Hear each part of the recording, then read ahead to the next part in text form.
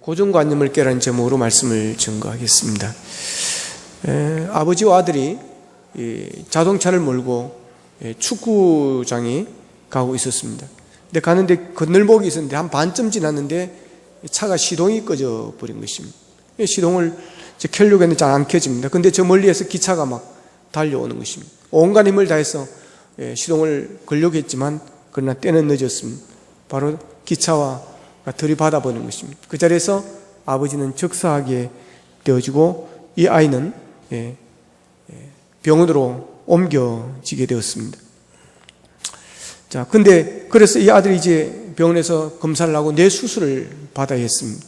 이제 병원에 가서 수술을 하려고 이제 의사가 들어왔습니다. 근데 이 외과 의사가 이 소년을 보더니 얼굴이 하얗게 질립니다. 그러면서 그럽니다. 난 얘를 수술할 수 없습니다.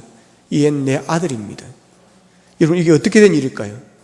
이 소년과 이 외과의사는 어떤 관계일까요? 답은 이 외과의사는 이 소년의 엄마였습니다. 여러분, 우리는 의사하면 주로 남자 의사를 생각합니다. 이게 우리의 고정관념이라는 거죠. 그러니까 이 소년의 의사가 이 소년은 내 아들이라서 난 수술할 수 없다고 하니까 이게 웬일일까라고 사람들은 궁금해 하게 되어지는 것입니다. 아버지는 교통사고로 즉사했는데 이게 웬 유령인가? 라고 생각하는 것입니다. 또 이런 일이 있었습니다. 어느 진눈깨비가 내리고 바람이 심하게 불던 어떤 겨울날 술이 근한 한 청년이 길을 가다가 가슴이 스며드는 바람을 막기 위해서 점퍼를 뒤로 돌려 입었습니다. 그러나 날씨는 춥고 청년은 술기운이었던지라 한적한 골목어귀에 쓰러져 잠이 들게 되었습니다. 얼마 지난 뒤에 지나가던 행인이 그 청년을 발견하고는 사람들을 막 부릅니다. 모이던 사람들을 향해서 이 행인이 그럽니다. 기이한 일입니다. 고개가 완전히 돌아갔습니다. 빨리 고개를 돌려야 됩니다. 이 모이던 사람들도 얼뜻결에 쓰러지는 청년의 목을 비트느라고 안간힘을 씁니다. 얼마나 우스운 상황입니까? 이게 고정관념의 함정입니다. 점프는 앞으로 있는다는 고정관념이 부른 오판인 것이었습니다. 이 고정관념이라는 게 무섭습니다. 고정관념에 사로잡히면 나와 다르면 틀리다고 해버리는 것입니다. 다름을 인정하지 않습니다. 그래서 나와 다른 사람을 배척합니다. 나와 다르면 상종을 안 합니다. 고정관념에 빠지면 대화가 안 됩니다. 변화 발전의 가치 체계는 고정관념이나 선입견을 배제하지 않고는 이룰 수가 없습니다. 과거에만 집착하여 미래 지향적이 되지를 못합니다. 고정관념이 심하게 되면 새로운 것을 시도하거나 도전하지를 못하게 되어집니다. 오늘 본문에서는 베드로의 고정관념이 깨어지는 내용이 나오고 있습니다. 오늘 본문은 갈릴리 바다에서 어느처럼 어부들이 그물을 내려서 고기를 잡고 있었습니다. 그날따라 밤새도록 그물을 던졌지만 베드로는 고기 한 마리를 잡지를 못합니다. 새벽녘에 그물을 개켜두고 막 출발하는데 예수님이 나타나셨습니다. 시몬에게 배를 조금 띄기를 청하시고 앉으시더니 배에서 말씀을 가르치십니다. 그리고 예수님께서 베드로를 잠깐 태우더니 깊은 데로 가자. 그리고 깊은 데 그물을 내려 고기를 잡으라 그럽니다. 그러자 베드로는 말씀에 의지하여 그물을 내리겠습니다 하고 그물을 던졌더니 금방이라도 그물이 찢어질 만큼 고기들이 막 몰려들었습니다. 그래서 제자들이 한결같이 놀랐다. 어부들이 한결같이 거기 함께 있던 어부들이 다 놀랐다라고 표현을 하고 있습니다. 그때 예수님께서는 베드로에게 이제 후로는 사람을 취하라 그럽니다. 그러자 그는 모든 것을 버려두고 예수님을 따랐다는 것이 오늘 본문의 이야기입니다. 자, 예수님은 밤새 고기를 잡았지만 한 마리도 잡지만 이 베드로의 빈 그물을 깊은 데로 가서 그물을 던지게 해서 그물이 찢어질 정도로 만선의 그런 고기를 잡게 만들어 주었습니다. 그리고는 예수님을 따르게 합니다. 사람을 취하는 자로 만듭니다. 사람을 취하는 자를 다른 성경에서는 사람 낚는 어부라고 그렇게 표현을 하고 있습니다. 사람 낚는 어부가 무엇이겠습니까? 영혼 구원하는 사람입니다. 전도하는 사람입니다. 결국 예수님은 베드로를 전도자로 만들었습니다. 그래서 베드로는 예수님을 만나고 사람 낚는 어부가 되어집니다. 베드로가 사람 낚는 어부의 부름을 받고 능력 있는 전도자가 되었습니다. 사도행전 2장 41절에 보면 그 말을 받은 사람들은 세례를 받음에 이날의 신도의 수가 몇 명이었더라? 3,000이나 더하더라. 해피데이 동영상 까먹었네. 자, 3,000이나 되었습니다. 베드로가 설교할 때 예수님이 믿겠다고 하고 세례를 받은 사람이 여러분 3,000명이었다는 겁니다. 지금도 3,000명이 적은 숫자가 아닙니다. 이 울산에 3,000명 모이는 교회가 없습니다, 여러분. 뭐 3,000명 넘는다고 숫자 나오지만 그거는 등록 교인의 숫자고 실제로 3,000명이 넘는 교회는 울산에 없습니다. 여러분 3,000명이 적은 게 아닙니다. 그런데 2000년 전에 3,000명이 여러분 한 번에 회개하고 돌아왔다는 것은 이건 놀라운 일입니다. 정말 베드로는 위대한 전도자였습니다. 이것을 보면 예수님은 사람 볼 줄을 아는 것입니다. 베드로의 싹수를 보았던 것입니다. 자, 그러면 예수님께서 베드로를 사랑하는 어부로 또 하나님께 쓰임받는 그런 일꾼으로 만들기 위해서 부르기 전에 한 것이 무엇이었습니까? 고정관념을 깨뜨리는 것이었습니다. 오늘 본문에 보면 베드로가 밤새도록 고기를 잡았지만 빈 그물이었습니다. 그래서 아침에 빈 그물을 씻고 이제 정리를 하고 집에 가려고 하고 있었습니다. 왜 베드로가 밤새도록 그물을 내린 것일까요? 어렸을 때부터 이 바다에서 고기를 잡았지만 실패한 적, 밤새도록 고기를 잡아가 한 마리도 잡은 적이 없는 적이 없기 때문에 또 도전하고 또 도전하는 것입니다. 밤새도록 고기를 잡아서 빈 그물을 경험해 본 적이 없는 것입니다. 그러니까 밤새도록 잡을 때까지 한다고 하는 것입니다. 그러나 결과는 빈 그물이었습니다. 그러면서 베드로의 고정관념이 깨집니다. 내 사진에 빈 그물은 없다고 했던 고정관념이 깨진 것입니다. 나도 실패할 수 있다는 생각을 하게 되어지는 것입니다. 여러분 승승장구하셨습니까? 내 사진에 실패가 없다고 생각하는 분이 계십니까? 여러분 그 고정관념 깨셔야 됩니다. 그래야 실패했을 때 다시 일어설 수 있습니다. 승승장구하는 사람이 한 번 실패하면 다시 일어서지 못합니다. 왜요? 내 사진에 실패가 없다고 생각했기 때문입니다. 내 사진에 실패가 없다는 고정관념에 사로잡힌 사람은 다른 사람이 자기가 한 번 실패하면 제기가 불가능합니다. 그래서 이 사람들은 자살합니다. 실패를 견디지 못합니다. 이렇게 승승장구하며 곱게 너무 이렇게 잘 자란 사람은 검찰에 한번 불려갔다 나오면 여러분 그 사람이 시장이든 장관이든 세사사장이든 회장이든 견디지 못합니다. 그래서 그분들이 자살하는 것을 우리가 많이 보는 겁니다. 여러분 내 사진에는 실패가 없다는 고정관념을 깨시길 바랍니다. 실패를 나쁘게 생각하지 마시기를 바랍니다. 그래야 실패한 사람을 무시하지 않습니다. 승승장구하면서 내 사진에 실패가 없다고 생각하는 사람들은 실패한 사람들을 이해하지 못합니다. 그래서 실패한 사람을 무시하는 겁니다. 그러다가 자기가 실패하면 스스로 견디지를 못합니다. 전에 자기가 실패한 그런 사람들을 무능한 사람이라 생각했고 그런 사람들을 무시해왔기 때문에 나도 이런 상황이 있으면 그 사람들이 나를 그렇게 무시할 것이고 나를 무능한 사람으로 볼 것이라고 생각하기 때문에 견디지를 못하는 것입니다. 여러분 누구나 실수할 수 있습니다. 실패할 수 있습니다. 사람들은 한평생 살아가면서 늘 자신의 배가 넉넉히 채워지기를 원하지만 그렇지 못할 때가 많이 있습니다. 하루길을 걸어도 험한 계곡과 태산 줄령을 넘게 되거늘 하물며 사람이 한평생 살다가 왜 실패의 순간이 없겠습니까? 낮과 밤, 빛과 그림자가 왜 없겠습니까? 어떤 이는 건강의 빈배를 안고 천부여 의지 없어서 손들고 옵니다 하고 주님 앞에 나올 때가 있습니다. 또 어떤 이는 사업의 빈배를 안고 몸부림할 때가 있고 때로는 사랑의 빈배를 안고 헛털과 허무에 빠지는 사람도 있습니다. 오늘 빈배는 인생의 밤을 의미합니다. 그때 여러분 기억하십시오. 인생의 밤은 우리가 절망하고 낙심해야 될 그런 순간이 아니고 주님이 찾아오시는 기회입니다. 주님을 만날 수 있는 절호의 기회임을 믿으시기를 바랍니다. 우리의 고정관념을 바꾸는 기회가 됩니다. 나도 실패할 수 있다는 생각을 하게 되어지는 것입니다. 실패는 무능이라는 고정관념이 깨어지는 것입니다. 실패는 나쁜 것이라는 고정관념이 깨어지는 것입니다. 무신론 철학자 니체는 기독교는 약체의 종교라고 비판을 했고 나사렛 예수는 걸레들만 데리고 다닌다고 혹평을 하였습니다. 사실일 수도 있죠. 그러나 니체가 몰랐던 사실이 있습니다. 우리 주님은 약자들을 들어서 강한 자들을 부끄럽게 하시고 인생의 걸레 쪽지 같은 사람들을 불러서 하나님 나라 멸류관으로 삼으신다라고 하는 겁니다. 여러분 실패를 두려워하지 마십시오. 고난을 두려워하지 마십시오. 문제를 무서워하지 마십시오. 그렇지 않은 실패 때문에 망하지 않습니다. 실망하지 않으면 승리할 수 있습니다. 믿음은 영광을 보게 될 줄로 믿습니다. 두 번째로 베드로의 고정관념을 깨뜨린 것은 어부보다 목수 출신이 바다에 대해서 더 잘할 수도 있다고 하는 것입니다. 베드로는 어부입니다. 어려서부터 고기만 잡았습니다. 그러니 그 바다에 대해서는 너무나도 잘 알고 있습니다. 그렇지만 밤새도록 고기 한 마리 못 잡고 빈 그물이었습니다. 그 빈 그물을 싣고 있을 때 예수님께서 오셔서 깊은 데로 가서 그물을 내려 고기를 잡으라 그럽니다. 그러자 5절에 보면 베드로는 선생님 우리들이 밤이 새도록 수고하였을 때 잡은 것이 없지만 말씀에 의지하여 그물을 내리겠습니다. 그럼 자 여러분 이 장면을 한번 상상해 보십시오. 베드로의 얼굴 모습이 표정이 어떠했겠습니까? 저희 동네 말로 표현하면 완전히 똥 밟은 인상이었을 것입니다. 얼마나 뜰뜨름했겠습니까? 예수님이 깊은 데로 그물을 내려서 고기를 잡으라 그러면 네 알겠습니다 하고 그물 내리면 됩니다. 그런데 그러지 않습니다. 말이 많습니다. 선생님 우리들이 밤이 새도록 수고하여 잡은 것이 없지만 딱 먼저 한마디 하고 그리고 그물을 내립니다. 왜 그런 것일까요? 내가 어쩔 수 없이 그물을 내리긴 하지만 믿음이 안 간다는 것입니다. 내가 밤새도록 잡았던 바다인데 깊은 데 가서 고기를 잡는다고 잡히겠습니까? 만약 고기를 못 잡으면 당신이 책임져야 됩니다. 이런 말을 먼저 하는 것입니다. 우리가 병원에 수술하러 들어가면 수술하기 전에 먼저 계약서를 씁니다. 혹 무슨 일이 생기더라도 책임지지 않을 것입니다 라는 쓰는 것처럼 먼저 자기 안전장치를 만드는 것입니다.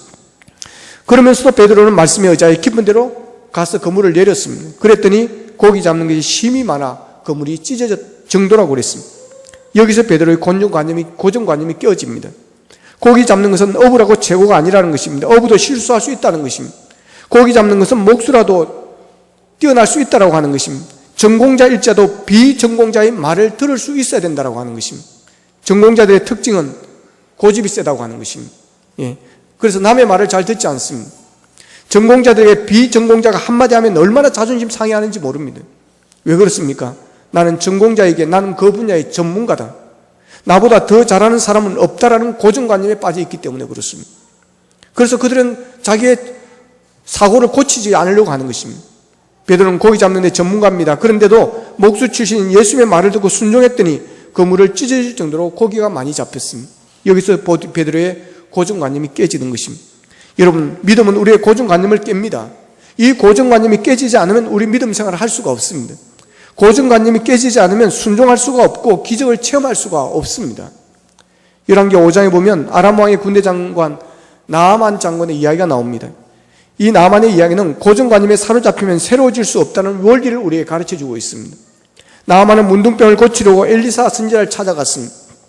그런데 엘리사가 사람을 보내서 요단강에 가서 7번 물을 씻으면 살이 회복되어 깨끗할 것이라고 말합니다. 그러자 나아만은 분노합니다. 열왕기하 5장 11절에 보면 나아만이 노하여 물러가며 이르되 내 생각에는 그가 내게로 나와 서서 그의 하나님 여호와 이름을 부르고 그의 손을 그 부위에 손을 흔들어 나병을 고칠까 하였도다. 자, 여기 보면 내 생각이라는 말이 있습니다. 난 나름대로 그는 나름대로 생각을 했습니다. 자기 생각이 있었습니다. 자기 생각에는 수많은 백성들이 나와서 자기를 열렬하게 환영해 줄 줄 알았습니다.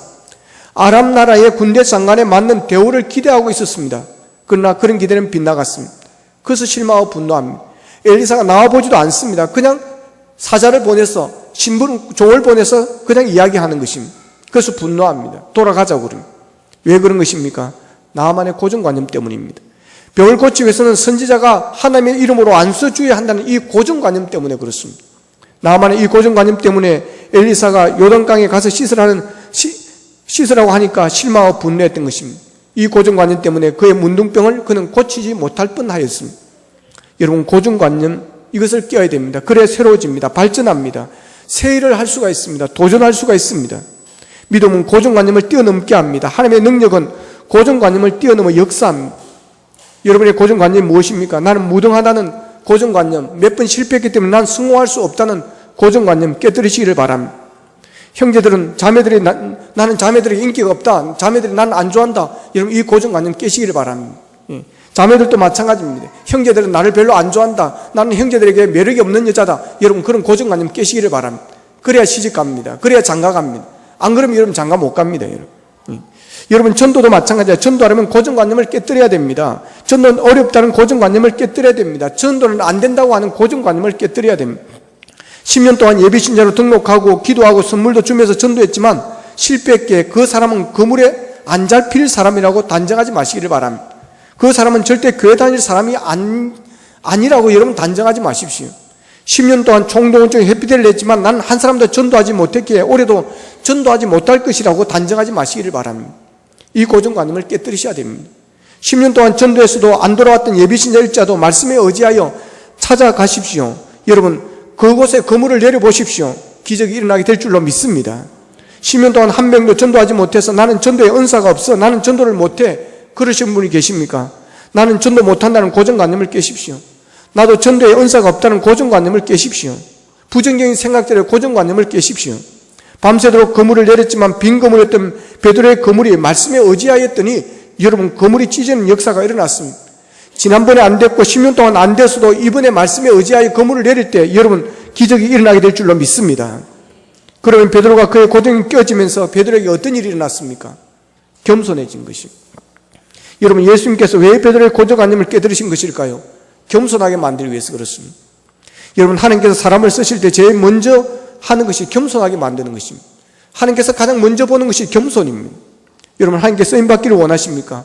겸손해지시기를 바랍니다. 예수님께서 베드로를 전도자로 삼기 위해서 사람을 취하는 자로 만들기 위해서 가장 먼저 한 것이 겸손이었습니다. 베드로는 고기잡이 전문가로 대단한 자부심이 있었습니다. 그래서 자존심이 강했습니다. 근데 밤새도록 고기를 잡았지만 빈 그물이었습니다. 거기다가 목수 출신인 예수님께서 깊은 데로 그물을 던져 고기를 잡으라고 그랬습니다. 그래서 깊은 데로 가서 그물을 내렸더니 정말 고기가 많이 잡혔습니다. 그러나 고기는 많이 잡았지만 베드로의 자존심은 큰 타격을 입은 것입니다. 얼마나 자존심이 상했겠습니까? 그런데 여기서 그의 자존심이 다 깨집니다. 철저하게 겸손해집니다. 결국 베드로는 주님 앞에 무릎을 꿇고 엎드리는 지경까지 갑니다. 그러면서 그가 말합니다. 주여, 나를 떠나소서, 나는 죄인이로소이다. 완전히 깨어지고 완전히 부서졌습니다. 얼마나 겸손해졌습니까? 여러분, 쓰임받기 위해서는 겸손해져야 됩니다. 또 우리가 전도하기 위해서도 겸손해져야 됩니다. 겸손하지 않으면 전도할 수가 없습니다. 여러분, 사람들은 교만한 자를 싫어합니다. 사람들은 겸손한 자를 좋아합니다. 전도하려고 하면, 전도자가 되려고 하면 사람이 붙어야 됩니다. 전도가 잘하는 사람들은 사람이 붙는 사람입니다. 사람이 따르는 사람입니다. 사람이 잘 따르는 사람이 있습니다. 사람이 많이 붙는 사람이 있습니다. 사람이 그 집에는 항상 북을 막 이렇게 몰려드는 그런 사람들이 있습니다. 이런 사람들은 대부분 겸손한 사람들입니다. 그런데 어떤 사람들은 사람이 안 붙을까요? 교만한 사람들입니다. 그 주위에는 사람이 없습니다. 친구가 없습니다. 처음에는 붙었다가 좀 있으면 다 떨어져 나가버립니다. 나중에는 다 사람들이 다 싫어합니다. 왜 그럴까요? 너무 잘난 체해서 그렇습니다. 교만해서 그렇습니다. 따라합시다. 잘난 체하지 맙시다. 예. 여러분, 너무 잘난 체하면 사람들 별로 안 좋아합니다. 여러분, 예. 자기 자랑을 너무 많이 하지 마십시오. 여러분, 사람이 내게 잘 붙지 않는다고 한다면 낮아지십시오. 겸손해 주십시오. 그러면 사람이 붙을 것입니다. 따를 것입니다. 겸손할 때 하나님이 쓰십니다. 그리고 전도하기 위해서는 뚝심이 있어야 됩니다. 열정이 있어야 됩니다. 오늘 성경에서 베드로가 그럽니다. 밤이 새도록 수고하였을 때 잡은 것이 없습니다. 여러분, 베드로는 끈기와 뚝심, 열정이 있는 사람이었다고 하는 겁니다. 이걸 예수님께서 귀하게 보신 것입니다. 고기가 잘 잡히는 그물질, 그 고기잡이야. 여러분, 밤이 새도 얼마나 재밌겠어요. 재미가 있습니다. 여러분, 돈도 자꾸 들어와 보십시오. 장사해도 피곤해도 이게 들어오는 재미가 있습니다. 그러나 그물을 던지고 또 던지도 피라미 새끼 한 마리 안 잡히는 날 그물질로 밤을 새운다는 것은 결코 쉬운 일이 아닙니다. 베드로는 꽁치 한 마리, 멸치 한 마리가 안 걸려 들었는데도 불구하고 자기가 맡은 일에 여러분 미칠 줄 아는 열정이 있는 사람이었다고 하는 것입니다. 한번 맡겨진 일은 끝장을 보고야만 하는 끈기가 있었습니다. 한번 시작한 일은 뿌리를 뽑고야만 하는 근성이 있었다는 것입니다. 이것이 바로 큰 일을 맡을 수 있는 자질이었고 예수님께서 베드로를 찾아오신 첫 번째 이유였습니다. 어느 시인의 시처럼 고지가 바로 저긴데 여기서 포기할 수 없지 않은가? 쓰러지고 넘어지고 깨져서 마지막 심장 한 토막이 남거들랑 그 심장을 부둥켜 안고 엉금엉금 기어서라도 맡겨진 고지에 깃발을 꽂고야 마는 사람. 여러분, 이런 사람을 주님이 찾는 것입니다. 성공에 대한 욕심, 욕망은 가득한데 한두 번 도전했다가 한두 번 실패하고 어려움이 있다고 해서 포기하고 낙심하는 사람에게는 역사를 맡기지 않습니다. 귀한 꿈, 큰 꿈일수록 더 많은 수고와 끈기와 열정을 필요로 하는 것입니다. 여러분, 전도하는데도 마찬가지입니다. 뚝심과 열정이 있어야 되는 것입니다. 몇 번 해보고 안 된다고 중도에 포기해버리면 여러분, 영혼 구원의 열매는 없습니다. 끝까지 인내하며 끝까지 나갈 때 열매가 있습니다. 영국의 스티븐 호킹 박사는 1962년 루게릭 병에 걸려서 전신마비 상태에 빠졌지만 자신의 연구를 끝까지 포기하지 않았기 때문에 세계 최고의 물리학자가 될 수가 있었습니다. 세르반테스는 24살 때 전쟁터에서 불구의 몸이 되었고 28세 때는 포로가 되어서 5년 동안 감옥에 갇혔고 후에는 세무공무원이 되었지만 영수증을 잘못 발행하여 또 감옥에 갇혔습니다. 하지만 그는 작가에 대한 꿈을 포기하지 않았습니다. 결국 그의 나이 58세 때 감옥 안에서 불후의 명작 돈키호테를 집필하게 되어집니다. 영국의 위대한 정치가 윈스턴 처칠은 인생에 있어서 가장 중요한 교훈을 한 문장으로 압축합니다. Never give up. 절대 포기하지 말라는 말이었습니다. 여러분, 낙심이 되는 일이 있습니까? 절망 가운데 계십니까? 상황이 전혀 호전될 기미가 보이지 않습니까? 그러한 분들에게 잠언 기자는 이렇게 말씀하고 있습니다. 잠언 24장 16절입니다. 대저 어인은 7번 넘어질지라도 다시 일어서려니와 악인은 재앙으로 말미암아 엎드러지느니라 그랬습니다. 여러분, 어인은 포기하지 않는 자라고 하는 것입니다. 7번 넘어져도 다시 일어선다는 것입니다. 믿음의 사람은 중도에 포기하지 않고 다시 일어섭니다. 그렇습니다. 한 번 시도해도 해서 실패해보았다고 포기하지 말고 다시 도전하시길 바랍니다. 2번, 3번, 4번 시도했지만 성공하지 못했어도 난 할 수 없다는 고정관념을 깨고 다시 도전할 수 있기를 바랍니다. 여러분, 우리가 다른 것은 다 포기해도 포기하지 말아야 할 것이 있습니다. 그것은 영혼 구원입니다. 전도하여 죽어가는 영혼을 살리는 것입니다. 지옥 갈 사람을 천국으로 우리가 전도해서 인도하는 것입니다. 얼마나 귀한 일입니까? 이보다 더 귀한 일은 이 세상에 없습니다. 이 영혼 구원을 위해서 예수님은 하늘 보좌를 버리고 이 땅에 오시고 죄 없으신 예수님께서 우리를 위해서 십자가에서 못 박혀 피 흘려 죽기까지 하셨습니다. 그 정도로 하나님께서는 영혼 구원, 한 영혼을 구하는 것을 귀하게 여기는 것입니다. 그러기에 우리가 이 일을 어떻게 포기할 수 있겠습니까? 그러니 2번, 3번, 4번, 10번 시도했지만 아직 돌아오지 아니하였다 할지라도 또 도전해야 되는 것입니다. 찾아가고 또 찾아가야 되는 것입니다.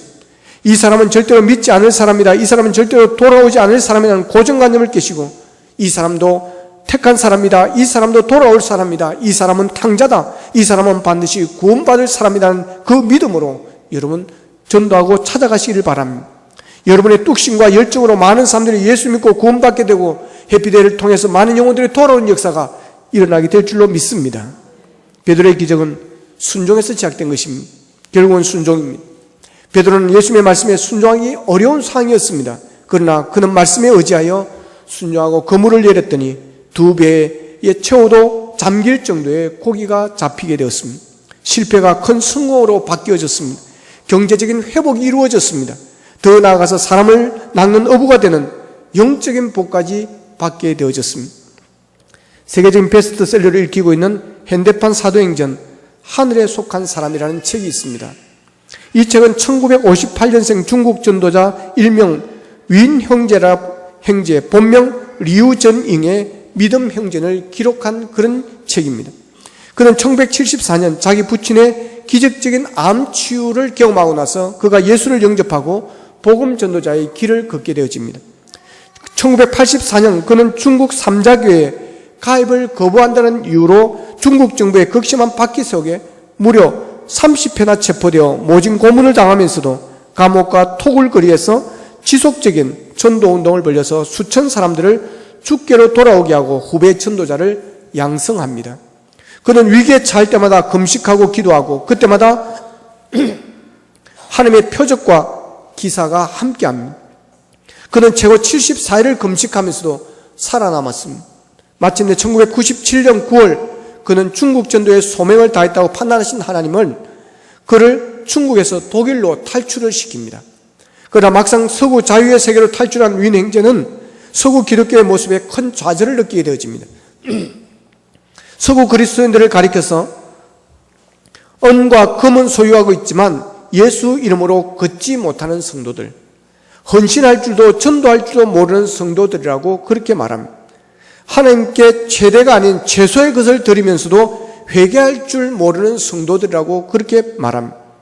그에 의해 서구 그리스도인들은 봉헌 시간이면 두툼한 지갑을 열어 가장 적게 내어놓을 것을 찾는 모습으로 보였다고 그럽니다. 그의 눈에 오늘의 한국 교회 성도들은 어떤 모습으로 보일지 모르겠습니다.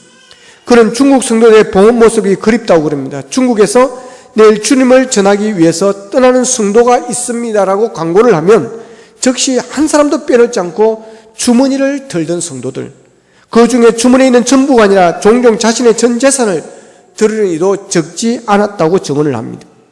그는 서구 교회들이 다시 부흥을 경험하려고 하면 말씀에 대한 전적 순종과 헌신이 필요하다고 충고를 합니다. 중국에서 윈 형제와 지하교회 경험했던 기적은 바로 순종의 기적이었다고 그럽니다. 그들은 결코 표적과 기사를 따라다니지 않았고 다만 순종하여 어떤 상황에서도 복음을 전하기로 했을 때 표적과 기사가 그들을 따라다녔다고 그들은 증언합니다. 여러분, 순종입니다. 믿음은 순종입니다. 말씀의 순종입니다. 예수님이 우리에게 말씀하실 때 우리에게 순종하기 어려운 환경과 조건들이 있을 수 있습니다. 그러나 우리가 예수님의 말씀에 순종하면 예수님이 우리의 삶을 책임져 주십니다. 예수님의 축복이 우리에게 임할 줄로 믿습니다. 여러분, 고정관념을 버리고 말씀에 의지하여 순종하십시다. 복음의 그 빈 그물을 말씀에 의지하여 깊은 곳에 내리십시다. 전도가 안 된다는 고정관념을 버리고 또 말씀에 의지하여 그물을 내리십시다. 말씀에 순종하여 예비신자를 찾아가고 뚝심과 열정으로 또 찾아가십시다. 순종이 빈 그물을 채웁니다. 여러분의 순종이 여러분의 빈 그물을 만선으로 바꾸게 되어질 것입니다. 여러분의 빈 그물이 무엇입니까? 건강의 빈 그물, 경제의 빈 그물, 사랑의 빈 그물. 여러분, 그 빈 그물을 그대로 두지 마십시다. 빈 그물은 하나님이 주신 선물이 아닙니다. 그물이 차고 넘쳐 찢어질 정도, 그것이 하나님이 주시는 선물입니다.